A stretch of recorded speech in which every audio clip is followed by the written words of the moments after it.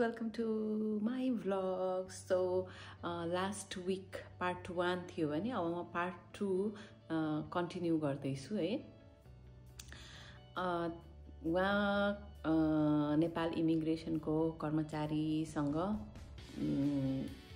त्यही अफिसभित्र त काम गर्नुहुन्न थियो। उहाँ अब कोही अरू नै रिपोर्ट लेख्ने व्यक्ति हुनुहुन्थ्यो हैन।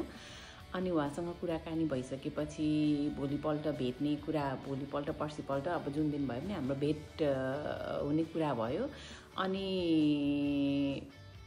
म चाहिँ न्यू रोड गएको थिएँ त्यो दिनमा, पिपल्स प्लाजामा हामी गएको थियौँ हैन। अनि त्यसपछि मैले उहाँलाई चाहिँ के भने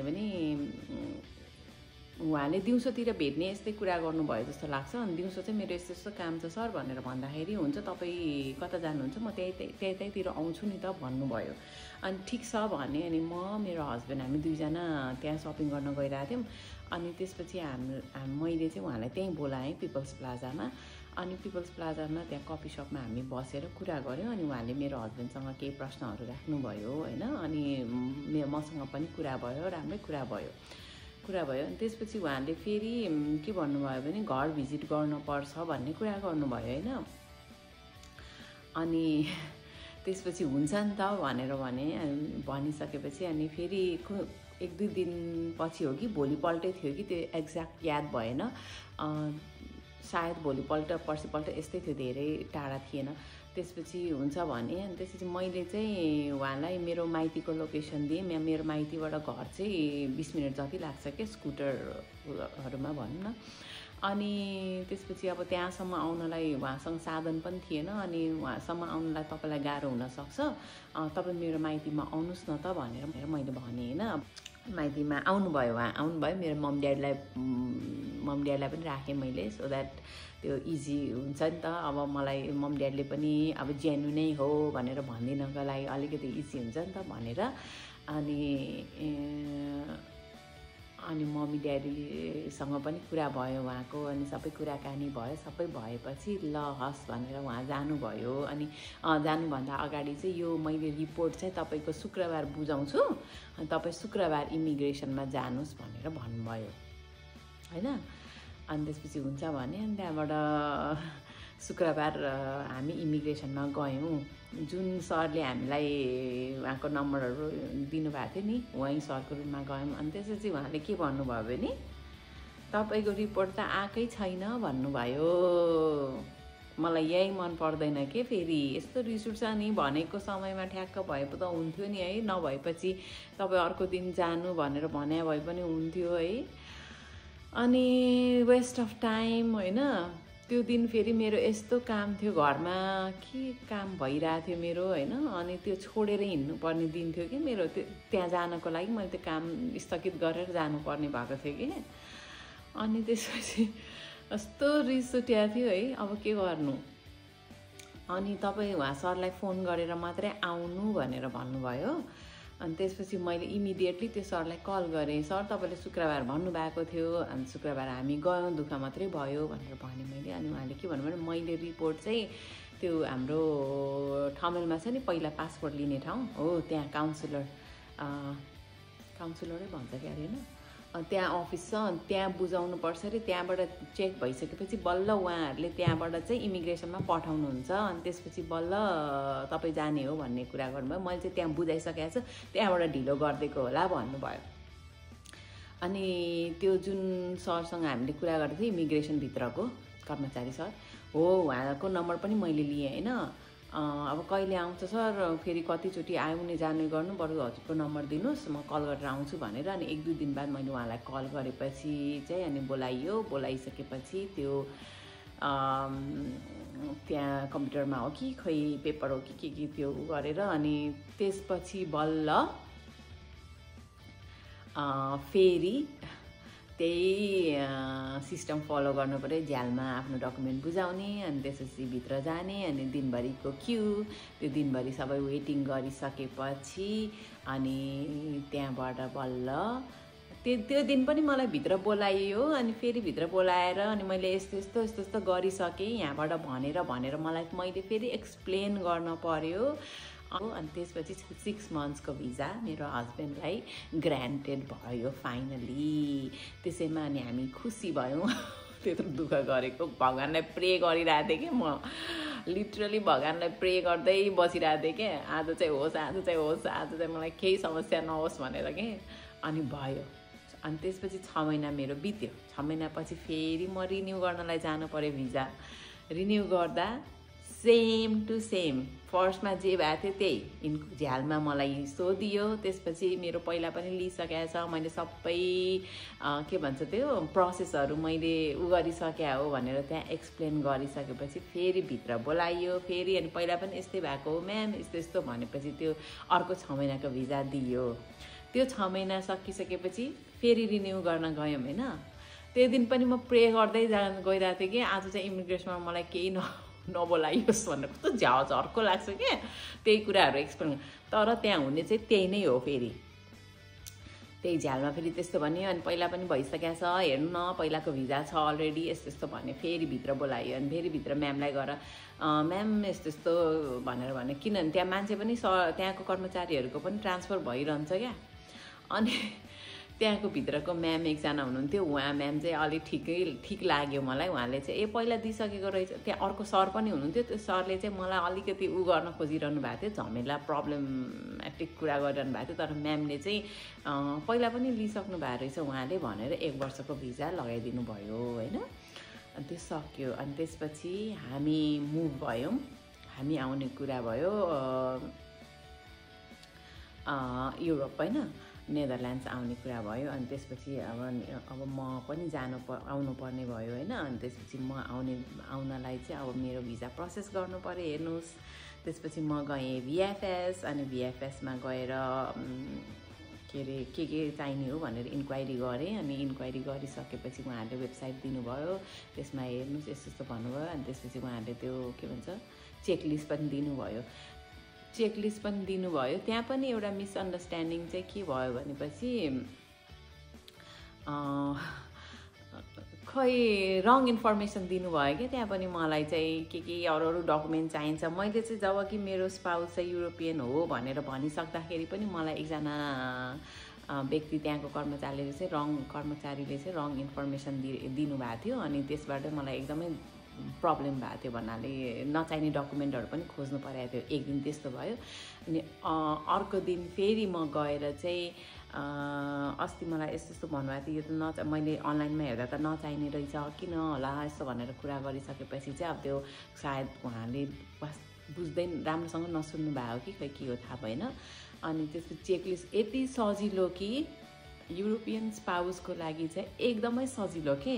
तपाईँको म्यारिज सर्टिफिकेट अनि तपाईँको हस्बेन्डको एउटा आइडी कार्ड, अनि त्यसपछि तपाईँको हस्बेन्डको अपार्टमेन्टको एग्रिमेन्ट लेटर, त्यति भइसकेपछि भिजा पाउने के। त्यसो भए चाहिँ अप्लाई गर्न मिल्ने। अनि अप्लाई गरियो होइन। अप्लाई गरेर 1 महिनापछि मलाई भिजा आइहाल्यो। अनि म युरोप आएँ।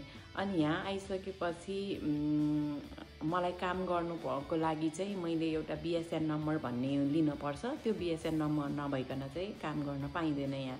अनि त्यसको लागि चाहिँ मैले आफूलाई रजिस्टर गर्नुपर्ने हुन्छ यहाँको म्युनिसिपालिटीमा होइन। अनि म्युनिसिपालिटीमा चाहिँ बर्थ सर्टिफिकेट, म्यारिज सर्टिफिकेट त चाहिइ नै हाल्यो। अनि त्यसपछि यहाँ चाहिँ म्युनिसिपालिटीमा यो एरियाको म्युनिसिपालिटीमा चाहिँ त्यसै जान नमिल्ने, अपोइन्टमेन्ट लिनुपर्ने कि। यो चाहिँ एकदमै बेस्ट लाग्यो कि। अपोइन्टमेन्ट लिएर गएपछि अब उनीहरूले दिएको टाइममा वेट पनि गर्नु परेन, टाइम लस पनि भएन, सबै कुरा राम्रो भयो। अनि अपोइन्टमेन्ट लिए अनि हामी गयौँ। अनि त्यसपछि हाम्रो पालो आयो भन्नाले हामीलाई दिएको टाइममै हामी जाने हो। अनि त्यहाँबाट एउटा त्यो कुपन सिस्टम छ, अनि त्यो लियो। अनि त्यसपछि वेट गऱ्यो, आफ्नो नम्बर आएपछि हामी गयौँ होइन। अनि यस्तो राम्रोसँग बोल्ने होइन त्यो अफिसरहरू, यस्तो राम्रोसँग बोल्ने कि कर्मचारीहरू, ताकि हामीलाई नराम्रो नलागोस् जस्तो हुन्छ नि। एकदमै राम्रोसँग एक्सप्लेन गर्ने कि। अनि मेरो बर्थ सर्टिफिकेटमा चाहिँ स्ट्याम्प लगाएर ल्याउनु पर्ने रहेछ, मलाई त्यो भनिएन, थाहा पनि भएन होइन। अनि त्यसपछि स्ट्याम्प रहेन रहेछ, 6 महिनाको टाइम दिने कि त्यो बर्थ सर्टिफिकेट स्ट्याम्प लगाएर ल्याउनको लागि। त्यो नभए पनि उनीहरूले चाहिँ मलाई BSN नम्बर मलाई रजिस्टर गरेर मलाई त्यो पेपर दियो, BSN नम्बर यो हो, अब काम गर्न मिल्छ भनेर हुन्छ नि। त्यस्तो के मजाले एक्सप्लेन गरिदिनु भयो होइन। अनि त्यो लिएँ। अनि त्यसपछि अब अप्लाई त्यसपछि अब के अरे 3 मन्थ्सको लागि आएको थिएँ। अनि अर्को भिजा रिन्यू गर्नु पऱ्यो। अर्को भिजा रिन्यू गर्नको लागि पनि इमिग्रेसनमा कति सजिलो, सबै इन्फर्मेसन वेबसाइटमा छ। अनि वेबसाइटबाट पनि तपाईँले आफ्नो अपोइन्टमेन्ट लिन पाउनुभयो मजाले, कल गर्दा पनि भयो होइन। कल भन्दा मलाई चाहिँ अनलाइनबाटै सजिलो लाग्यो है अपोइन्टमेन्ट लिनलाई। अपोइन्टमेन्ट लियो, तपाईँको टाइम चुज गर्ने हुन्छ। आफ्नो अल डे खराब भएन नि त। तपाईँको 10 बजेको टाइम खाली स्लट छ भने 10 बजे तपाईँको त्यही अनुसार जान पाउनुभयो नि अपोइन्टमेन्ट सिस्टम भएपछि। अनि तपाईँ 10 बजेको अपोइन्टमेन्ट छ अथवा तपाईँको 10:30 को अपोइन्टमेन्ट छ भने तपाईँ 5 मिनट्स अगाडि त्यहाँ जाने हो। 5 मिनट्स भन्दा तपाईँ 10 मिनट्स अगाडि हुनुहुन्छ भने तपाईँ भित्र जान पाउनुहुन्न कि। 5 मिनट्स ठ्याक्कै 5 मिनट्स अगाडि जाने होइन। अनि यदि तपाईँ लेट हुँदैछ भनेपछि तपाईँले अपोइन्टमेन्ट क्यान्सल गर्न पाउनुभयो कि वेबसाइटबाट। कति सजिलो के। अनि त्यसपछि त्यहाँ गयो। अनि त्यहाँ पनि त्यही कुपन हुन्छ। अनि वेट गर्यो। अनि आफ्नो ठ्याक्क टाइममा त्यहाँ भयो। अनि कुराकानी यस्तो इजी होइन, कुनै पनि हेडेक नै छैन कि। कति सजिलो भयो कि कम्पेयरिङ टु नेपाल त। यस्तो आनन्दले काम भयो होइन। अनि त्यसपछि अब भिजा पनि इमिडिएटली दिइहाल्यो। अनि अर्को कुरा है, मैले VFSबाट अप्लाई फर्स्टचोटि आउँदाखेरि अप्लाई गर्दाखेरि पनि युरोपियनको स्पाउस भएको कारणले मलाई भिजाको पैसा केही पनि लागेन है। भिजा चाहिँ मेरो फ्री नै हो। मलाई चाहिँ खालि सर्भिस चार्ज मात्रै लागेको है नेपालमा पनि। अनि त्यसपछि यहाँको इमिग्रेसनमा पनि मलाई कुनै पैसा लागेन भिजाको। गयो, मलाई भिजा लगाइदियो। अनि त्यसपछि सकियो, पैसा पनि परेन, केही पनि परेन। खालि मलाई आउन जानको मात्रै भयो होइन। त्यो त बुढोले लगिदिनु भएको थियो, बुढोसँगै जानुभएको थियो, त्यसमा प्रब्लमै भएन होइन। अनि त्यो भयो। अनि त्यसपछि अब सुरु भयो रेसिडेन्स पर्मिटको अप्लाई होइन। रेसिडेन्स पर्मिट अप्लाई गर्दाखेरि पनि कस्तो सजिलो के। तपाईँको मेरो 3टा अपोइन्टमेन्ट थियो एकै दिनमा। 10 to 10:15, 10:15 to 10:30, 10:30 to 11। 1 घन्टामा मेरो सबै काम सक्यो क्या। जब कि नेपालमा मेरो हस्बेन्डलाई फ्यामिली भिजाको लागि अल डे बस्नु परेको थियो। त्यो पनि 1 दिनमा भएन, 5 दिन 6 दिन यति धेरै लाग्यो होइन। अनि अब अनलाइनमा सबै फर्महरू भर्ने हो, म्यारिज सर्टिफिकेट बुझाउने हो। अनि त्यसपछि बर्थ सर्टिफिकेट। अनि बर्थ सर्टिफिकेट चाहिँ यहाँ म्युनिसिपालिटीलाई पनि चाहिने भएर हो। अनि त्यसपछि त पासपोर्टको सबै पेजहरूको स्क्यान गरेर हालिदिने, त्यही नै हो। अनि त्यति गरिसकेपछि अनि हस्बेन्डको पनि लगायो। अनि खै त मलाई म्यारिज सर्टिफिकेटमा केही सोद्धा पनि सोधिएन, सेम म्यारिज सर्टिफिकेट हो, अर्को बनाएको पनि छैन होइन। अनि त्यसपछि त्यहाँ इमिग्रेसनमा 10 to 10:15 एउटा अपोइन्टमेन्ट थियो। खै के को लागि हो त्यो, भिजा रिन्यू हो कि समथिङ लाइक द्याट। अनि 10:15 to 10:30 बायोमेट्रिक र त्यो फोटोहरू खिच्ने बायोमेट्रिकको त्यो भयो। अनि 10:30 to 11 के थियो क्या, अर्को एउटा के थियो त्यो। जस 1 घन्टामा मेरो सबै काम कति मजाले सक्यो। 1 घन्टाभन्दा 1 मिनट पनि बढी लागेन क्या। अनि त्यो भयो होइन। त्यस्तो सकेर अनि त्यसपछि अब त्यो कुर्ने मात्रै हो। अनि त्यसपछि अब वेटिङ नै हुन्छ होइन। यति सजिलोले चाहिँ मैले रेसिडेन्ट पर्मिट, फ्यामिली भिजा पाएँ कि युरोपमा होइन, विदाउट एनी हेडेक। अनि पैसा पनि लागेन होइन। अनि त्यसपछि अर्को पोइन्ट, जब मैले त्यो लिन गएँ, मेरो कार्ड लिन जाँदाखेरि मलाई चाहिँ के भन्यो भने तिमीले काम पनि गर्न पाउँछौ होइन, यो भनेर सबै। हेर्नु है कति डिफ्रेन्स छ। नेपालमा मेरो हस्बेन्डले फ्यामिली भिजामा बस्दाखेरि कामै गर्न नपाइने होइन। यहाँ मैले काम गर्नुपर्ने होइन, काम गर्न पाउने होइन। अब नेपाल बस्ने कि युरोप बस्ने भने जस्तो कुरा हो कि मैले भन्न खोजेको चाहिँ। सेभिङ्स त हुन्छ मान्छेको, तर सेभिङ्स भनेको भोलि मान्छे केही बिरामी तलमाथि भयो भने त्यो सेभिङ्स त एकैछिनमा सकिन्छ नि त। कुन बिमार लाग्छ के हुन्छ नोबडी नोज नि त होइन। अब कामै गर्न नपाएपछि त पैसा कहाँबाट आउँछ होइन, भन्न खोजेको त्यो। अब यहाँ मजाले काम पनि गर्न पाइने होइन, यस्तो सजिलो गरेर ऊ पनि भयो सबै कुराको केको कुरा पनि हेडेक चाहिँ भएन है। त्यही भएर अब तपाईँहरू यो चाहिँ कोही पनि विवाहित विदेशीसँग विवाहित हुनुहुन्छ र फ्यामिली भिजा अप्लाई गर्न खोज्दै हुनुहुन्छ भने एकदमै मेन्टली रेडी हुनु होला नेपालको लागि। युरोपमा चाहिँ सजिलै छ होइन, वेलकमिङ नै लाग्यो, राम्रै लाग्यो सबै कुरा होइन। नेपालमा चाहिँ खोइ विदेशीलाई अलि अनवेलकमिङ हो कि अलि दुःख दिन खोज्या हो कि अलि पैसाको कारोबार हुन्छ नि अन्डर द टेबल गर्न खोजेको हो कि मेरो त जेन्युन भएर मैले त्यस्तो केही पनि कसैलाई सोद्धा पनि सोधिनँ। अब मेरो म्यारिज सर्टिफिकेट त्यही नै हो, म त्यसलाई किन चेन्ज गर्नु, त्यसको लागि पैसा दिएर यो गरिदिनु त्यो गर्नु भने होइन। सेटिङको कुरा त कतैबाट पनि आएन, त्यो गर्न खोजेको हो कि भन्ने जस्तो मलाई पछि अरूहरूसँग यो कुरा सेयर गर्दाखेरि चाहिँ पैसा लिन खोजेको थियो होला भन्ने कुरा चाहिँ गर्नुभयो होइन।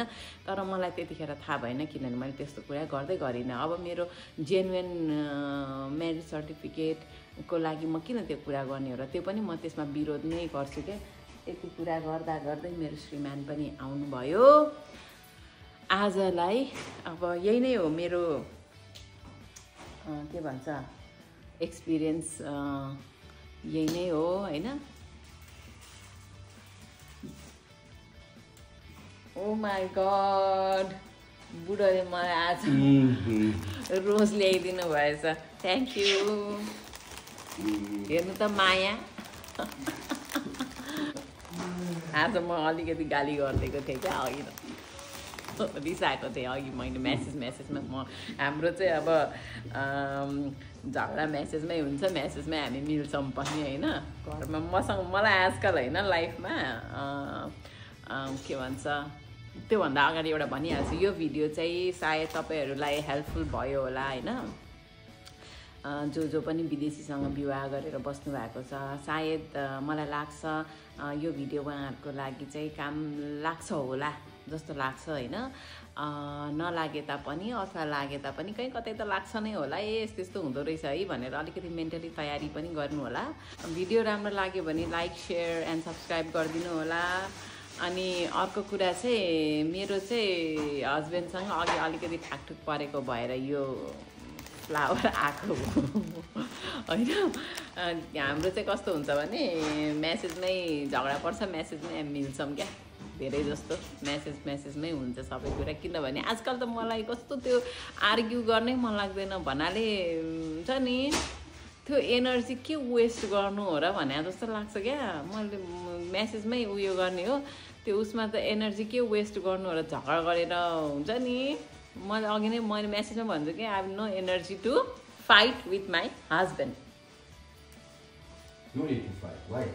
भनेर कि मलाई आजकल त्यस्तो हुन्छ कि तपाईँहरूलाई हुन्छ कि हुँदैन अरे के त्यो एनर्जी लुज गर्ने हो र भने जस्तो के। मेसेजै लेखिदियो अनि मेसेजमै सरी हुन्छ, मेसेजमै सबै कुरा हुन्छ। ल thank you for the rose.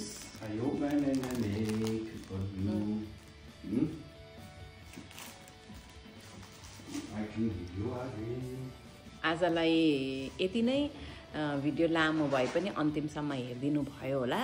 Thank you, by by, have a good day.